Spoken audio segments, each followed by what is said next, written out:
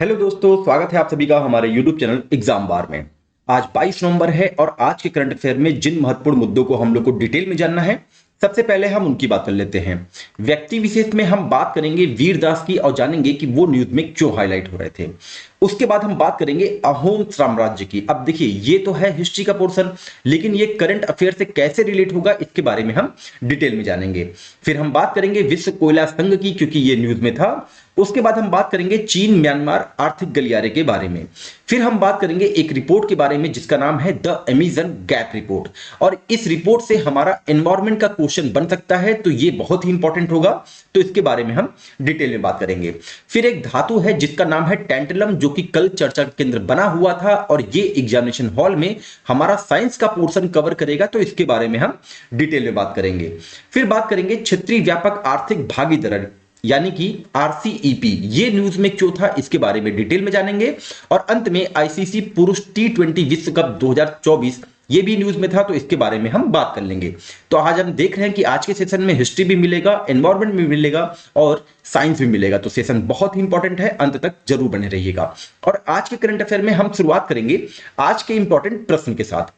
तो आज का प्रश्न है, निम्न में से किस देश में विश्व कोयला संघ का मुख्यालय स्थित है? आपके ऑप्शन है यूके, रूस, चीन या फिर अमेरिका।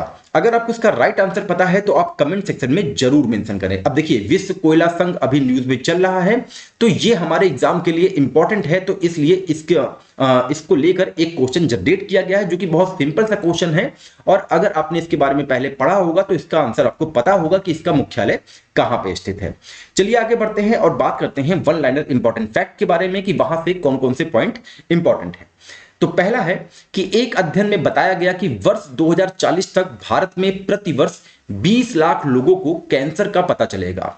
कैंसर पहले से ही भारत में मृत्यु का तीसरा प्रमुख कारण है और आने वाले वर्षों में इसके हृदय रोग और संक्रमण पर भारी हावी होने की आशंका है। नेक्स्ट पॉइंट की बात करते हैं। अभिनेत्री माधुरी दीक्षित को गोवा के पणजी में 54वें भारतीय अंतर्राष्ट्रीय फिल्म महोत्सव में भारतीय सिनेमा में योगदान के लिए विशेष सम्मान पुरस्कार से सम्मानित किया गया। नेक्स्ट पॉइंट की बात करें, अटल इनोवेशन मिशन ने सर्कुलर इकोनॉमिक स्टार्टअप को बढ़ावा देने के लिए ऑस्ट्रेलिया के साथ समझौता किया, इसको आपको ध्यान देना है। नेक्स्ट पॉइंट की बात करें, पश्चिम बंगाल की मुख्यमंत्री ममता बनर्जी ने पूर्व बीसीसीआई के अध्यक्ष सौरव गांगुली को पश्चिम बंगाल का ब्रांड एम्बेसडर नियुक्त किया। आगे बढ़ते हैं, बात करते हैं नेक्स्ट पॉइंट की। भारत अमेरिका संयुक्त विशेष सशस्त्र बल अभ्यास जिसका नाम है वज्र प्रहार 2023, इसका 14वां संस्करण उमरोई जो कि मेघालय में है संयुक्त प्रशिक्षण स्थल में प्रारंभ हुआ। नेक्स्ट पॉइंट की बात करें, आईसीसी ने अंडर 19 पुरुष क्रिकेट विश्व कप 2024 जिसका आयोजन श्रीलंका में होना था, अब वहां से स्थानांतरित करके दक्षिण अफ्रीका कर दिया है। ये बहुत ही इंपॉर्टेंट होगा हमारे एग्जाम के लिए, क्योंकि अभी हाल ही में भारत में आईसीसी ने क्रिकेट विश्व कप का आयोजन संपन्न करवाया है। नेक्स्ट पॉइंट की बात करें, भारतीय महिला हॉकी टीम की कप्तान और गोलकीपर जिनका नाम है सविता पुनिया। सविता पुनिया को इस साल FIH हॉकी स्टार अवार्ड्स में FIH महिला गोलकीपर ऑफ द ईयर के पुरस्कार की श्रेणी के लिए लगातार तीसरी बार नामांकित किया गया। तो अगर एग्जाम में प्रश्न बनता है कि सविता पुनिया का संबंध किस खेल से है, तो आपको ध्यान रखना होगा कि ये भारतीय महिला हॉकी टीम की गोलकीपर है और साथ ही कप्तान भी हैं। तो ये तो रहा वन लाइनर इंपॉर्टेंट फैक्ट। अब आगे बढ़ते हैं और बात करते हैं डिटेल में कि व्यक्ति विशेष में वीरदास न्यूज में क्यों हाईलाइट हो रहे थे। तो न्यूज ये है कि 91वें इंटरनेशनल एमी अवार्ड्स में भारतीय कॉमेडियन एक्टर वीरदास ने इतिहास रच दिया। वीरदास को उनके शो वीरदास लैंडिंग के लिए बेस्ट कॉमेडी का इंटरनेशनल एमी अवार्ड मिला है और ये इस कैटेगरी में अवार्ड पाने वाले पहले व्यक्ति बन गए हैं। वहीं एकता कपूर को इंटरनेशनल एमी डायरेक्टरेट अवार्ड मिला है।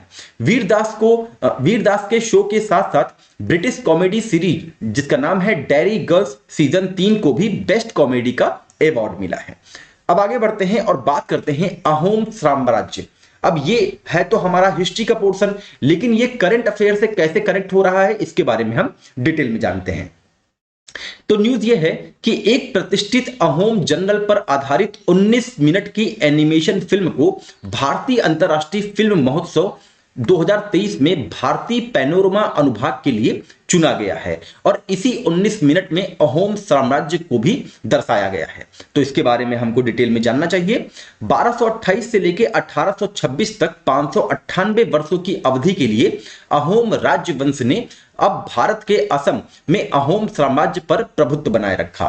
16वीं शताब्दी में सुहुंग के शासनकाल में अहोम साम्राज्य ने एक बहुजातीय चरित्र धारण कर लिया, जिसने संपूर्ण ब्रह्मपुत्र घाटी के राजनीतिक और सामाजिक परिदृश्य को महत्वपूर्ण रूप से प्रभावित किया है। मोआ मोरिया विद्रोह की शुरुआत के साथ राज्य की चुनौतियों को सामना करना पड़ा, जिससे राज्य कमजोर हो गया और बर्मी सैनिक लगातार हमले करते रहे। अब देखिए एग्जाम में विद्रोहों से प्रश्न बनते हैं, तो आपको ध्यान रखना होगा मोआ मोरिया विद्रोह ये कब हुआ था। ये 1769 से लेके 1805 के बीच में हुआ था अहोम में। कहां पे? अहोम, जो कि आज का असम है। इस युग की परिणति 1826 में असम पर बर्मा के आक्रमण और उसके बाद ब्रिटिश ईस्ट इंडिया कंपनी द्वारा यानडोब की संधि के तहत विलय के साथ हुई। यानडोब की संधि प्रथम आंग्ल बर्मी युद्ध में बर्मा के पराजय के बाद हुई थी और यह युद्ध मार्च 1824 से शुरू होकर लगभग 2 वर्षों तक चला और इस संधि पर 24 फरवरी 1826 को हस्ताक्षर हुए हैं और कई बार यानडोब की संधि से एग्जाम में प्रश्न देखा गया है। इससे अहोम राजवंश के शासन का अंत हो गया। यानडोब की संधि पर हस्ताक्षर के बाद ईस्ट इंडिया कंपनी ने इस क्षेत्र का नियंत्रण अपने हाथ में ले लिया था। तो देखिए कैसे हम करंट अफेयर से हिस्ट्री के पोर्शन को कनेक्ट कर सकते हैं, ये आपके लिए बेस्ट एग्जांपल है यहाँ का। आगे बढ़ते हैं और बात करते हैं विश्व कोयला संघ की कि ये न्यूज में क्यों हाईलाइट हो रहा था। तो न्यूज ये है कि 38 वर्षों के बाद वर्ल्ड कोल एसोसिएशन की रीब्रांडिंग हुई है, जिसे अब Future Coal the Global Alliance for Sustainable Coal के नाम से जाना जाता है। वर्ल्ड कोल एसोसिएशन एक अंतरराष्ट्रीय गैर लाभकारी संगठन है जिसका मुख्यालय लंदन यूके में है और आज के प्रश्न का आंसर भी यही है, जिसे वैश्विक कोयला उद्योग की वकालत करने के लिए स्थापित किया गया था। पहले इसे वर्ल्ड कोल इंस्टीट्यूट के नाम से जाना जाता था। इसे नवंबर 2010 में पुनः ब्रांडेड किया गया। यह वैश्विक ऊर्जा मुद्दों पर चर्चा में सक्रिय रूप से योगदान देता है और सतत विकास पर संयुक्त राष्ट्र आयोग, जलवायु परिवर्तन पर संयुक्त राष्ट्र फ्रेमवर्क कन्वेंशन और जीवाश्म ईंधन पर अंतरराष्ट्रीय ऊर्जा एजेंसी वर्किंग पार्टी जैसे मंचों में पार्टिसिपेट करता है। तो ये तो रहा न्यूज विश्व कोयला संघ के बारे में। अब आगे बढ़ते हैं और बात करते हैं चीन म्यांमार आर्थिक गलियारा ये चर्चा का केंद्र क्यों बना हुआ था। तो न्यूज यह है कि चीन की सरकार ने श्रीलंका के राष्ट्रपति को सूचित किया है कि चीन म्यांमार आर्थिक गलियारे को श्रीलंका तक विस्तारित करना उनकी प्राथमिकता है। तो अब बात कर लेते हैं थोड़ा सा डिटेल में। चीन म्यांमार आर्थिक गलियारा का उद्देश्य चीन के दक्षिणी पश्चिमी यूनान प्रांत और पूर्वी हिंद महासागर के बीच कनेक्टिविटी को बढ़ावा देना है। इसके अतिरिक्त पिछले साल अपनी नेपाल यात्रा के दौरान शी जिनपिंग द्वारा पेश किया गया चीन नेपाल आर्थिक गलियारा तिब्बत से नेपाल तक एक लिंक स्थापित करता है जो गंगा के मैदान की ओर बढ़ता है। सी जिनयांग को कराची और ग्वादर से जोड़ने वाले चीन पाकिस्तान आर्थिक गलियारे के समान बंगाल की खाड़ी तक फैला चीन म्यांमार आर्थिक गलियारा भारत के पूर्वी हिस्से में उभरते आर्थिक परिदृश्य को आकार दे रहा है। ये 3 गलियारे चीन की आर्थिक उन्नति और भारतीय उपमहाद्वीप के इसके निकटवर्ती क्षेत्रों पर इसके महत्वपूर्ण प्रभाव को रेखांकित करते हैं। अब आगे बढ़ते हैं और बात करते हैं द अमेजन गैप रिपोर्ट ये न्यूज में क्यों था और यहां से हमारे एग्जाम के पॉइंट ऑफ व्यू से कौन कौन से इंपॉर्टेंट पॉइंट निकल के आ रहे हैं। तो न्यूज ये है कि संयुक्त राष्ट्र पर्यावरण कार्यक्रम जिसे हम शॉर्ट फॉर्म में यूएनईपी के नाम से जानते हैं के वार्षिक प्रकाशन उत्सर्जन गैप रिपोर्ट के अनुसार दुनिया ने कुल मिलाकर वर्ष 2022 में 57.4 बिलियन टन कार्बन डाइऑक्साइड उत्सर्जित किया है, जो पिछले वर्ष की तुलना में 1.2% की वृद्धि और 2019 में प्राप्त किए गए पिछले रिकॉर्ड से अधिक है। तो आपको ध्यान देना है कि द अमेजन गैप रिपोर्ट कौन जारी करता है? यूएनईपी जारी करता है। नेक्स्ट पॉइंट की बात करें, दुनिया के 2 सबसे बड़े उत्सर्जन चीन और संयुक्त राज्य अमेरिका के साथ साथ भारत का उत्सर्जन भी 2022 में बढ़ गया, लेकिन वहीं पे यूरोपीय संघ, रूस और ब्राजील में उत्सर्जन में थोड़ी कमी देखी गई। रिपोर्ट में कहा गया कि 2030 में वैश्विक उत्सर्जन कम से कम 19 बिलियन टन CO2 के बराबर होगा, यानी कि कार्बन डाइऑक्साइड के बराबर होगा, जो वैश्विक स्तर को बनाए रखने के लिए आवश्यक स्तर से अधिक होगा। इस अंतर को पूरा करने के लिए वैश्विक उत्सर्जन में 2024 से हर साल कम से कम 8.7% की गिरावट की आवश्यकता होगी। तो बहुत ही इंपॉर्टेंट ये फैक्ट है, इसको आपको ध्यान रखना है।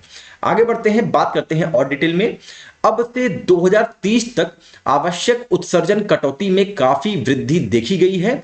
वर्ष 2030 में 2 डिग्री सेल्सियस से नीचे के मार्ग के अनुरूप उत्सर्जन स्तर तक पहुंचने के लिए प्रति वर्ष 2024 से 5.3% आवश्यक कटौती है, जो 1.5 डिग्री सेल्सियस मार्ग के लिए औसतन प्रति वर्ष 8.7% तक पहुंच रही है।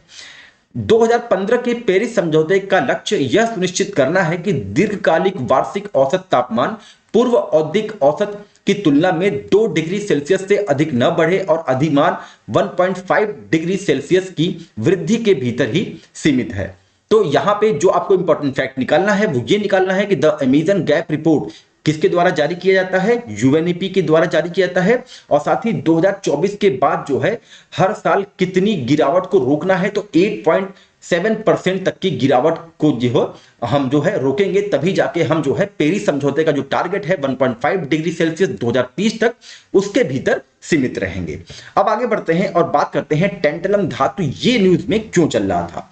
तो न्यूज यह है कि आईआईटी रोपड़ के शोधकर्ताओं की एक टीम ने पंजाब में सतलज नदी की रेत में इलेक्ट्रॉनिक घटकों के निर्माण में इस्तेमाल होने वाली एक दुर्लभ धातु टैंटलम की उपस्थिति का पता लगाया है। अब देखिए, यहां पे जब सतलज नदी की चर्चा हो रही है तो आपको इसका उद्गम और इसका अंतिम पॉइंट जानना चाहिए। आगे बात करते हैं डिटेल में। टैंटलम एक कठोर और चमकदार संक्रमण धातु है जो अत्यधिक संक्षारण प्रतिरोधी है। केंद्रीय खनन मंत्रालय की 2020-21 की वार्षिक रिपोर्ट ने इसे 12 महत्वपूर्ण और रणनीतिक खनिजों में से एक के रूप में पहचाना है। टैंटलम एक दुर्लभ धातु है जिसका परमाणु क्रमांक 73 है। यह ग्रे, भारी और बहुत कठोर है और आज उपयोग में आने वाली सबसे अधिक संक्षारण प्रतिरोध धातुओं में से एक है। इसमें उच्च संक्षारण प्रतिरोध यानी कि कोरिजन रेजिस्टेंस होता है, क्योंकि हवा के संपर्क में आने पर यह एक ऑक्साइड परत बनाता है जिसे हटाना बेहद मुश्किल होता है। शुद्ध होने पर टैंटलम लचीला होता है। ऐसे प्रश्न जो है स्टेटमेंट में बनाए जा सकते हैं, तो इसको आपको ध्यान रखना है कि जब टैंटलम एकदम शुद्ध होता है तो वो लचीला भी होता है, जिसका अर्थ है कि इसे बिना टूटे पतले तार या धागे में खींचा जा सकता है। अब आगे बढ़ते हैं, नेक्स्ट पॉइंट की बात करते हैं। क्षेत्रीय व्यापक आर्थिक भागीदारी यानी कि आरसीईपी ये न्यूज में क्यों हाईलाइट हो रहा था। तो न्यूज ये है कि दक्षिण पूर्व एशियाई देशों के संगठन यानी कि आसियान के महासचिव डॉक्टर काओ किम हॉर्न ने कहा है कि दक्षिण पूर्व एशियाई देशों का 10 सदस्यीय गुट चाहता है कि भारत अधिक बाजार पहुंच के लिए ऐतिहासिक क्षेत्रीय व्यापक आर्थिक साझेदारी में शामिल हो जाए। यानी कि आरसीईपी में भारत को शामिल होने के लिए आसियान के महासचिव ने कहा है। क्षेत्रीय व्यापक आर्थिक साझेदारी एक व्यापक क्षेत्रीय आर्थिक समझौता है। इस समझौते की औपचारिक शुरुआत वर्ष 2012 से की गई थी, जिसका उद्देश्य आसियान और इसके मुक्त व्यापार समझौते के भागीदार सदस्यों के बीच व्यापार नियमों को उदार और सरल बनाना है। इस ऐतिहासिक समझौते पर नवंबर 2020 में हस्ताक्षर किए गए थे। आरसीईपी में 10 आसियान सदस्य यानी कि Brunei, Cambodia, Indonesia, Malaysia, Myanmar, Singapore, Thailand, Philippines, Laos और वियतनाम हैं। इसके साथ ही ब्लॉक में 5 एफटीए सदस्य हैं जो कि चीन, जापान, दक्षिण कोरिया, ऑस्ट्रेलिया और न्यूजीलैंड है। तो इसी में आसियान के महासचिव ने कहा है कि भारत को भी इसमें जुड़ना चाहिए। कुल मिलाकर आरसीईपी भाग लेने वाले देश वैश्विक सकल घरेलू उत्पाद का लगभग 30% और विश्व जनसंख्या का 30% हिस्सा है। अधिकारियों के अनुसार भारत आरसीईपी से बाहर हो गया था क्योंकि इसमें शामिल होने से देश की अर्थव्यवस्था पर काफी नकारात्मक परिणाम होने की आशंका थी। तो ये तो रहा आरसीईपी से रिलेटेड न्यूज। अब आगे बढ़ते हैं और बात करते हैं आईसीसी पुरुष टी20 विश्व कप 2024 के बारे में कि ये न्यूज में क्यों चल रहा था। तो न्यूज ये है कि अंतरराष्ट्रीय क्रिकेट परिषद ने 9वें पुरुष क्रिकेट विश्व कप टूर्नामेंट की घोषणा कर दी है। आईसीसी टी20 वर्ल्ड कप 2024 की मेजबानी वेस्टइंडीज और संयुक्त राज्य अमेरिका संयुक्त रूप से करेंगे। बहुत ही इंपॉर्टेंट होगा, इसको आपको ध्यान रखना है। और यह पहली बार होगा जब अमेरिका किसी प्रमुख क्रिकेट टूर्नामेंट की मेजबानी करेगा।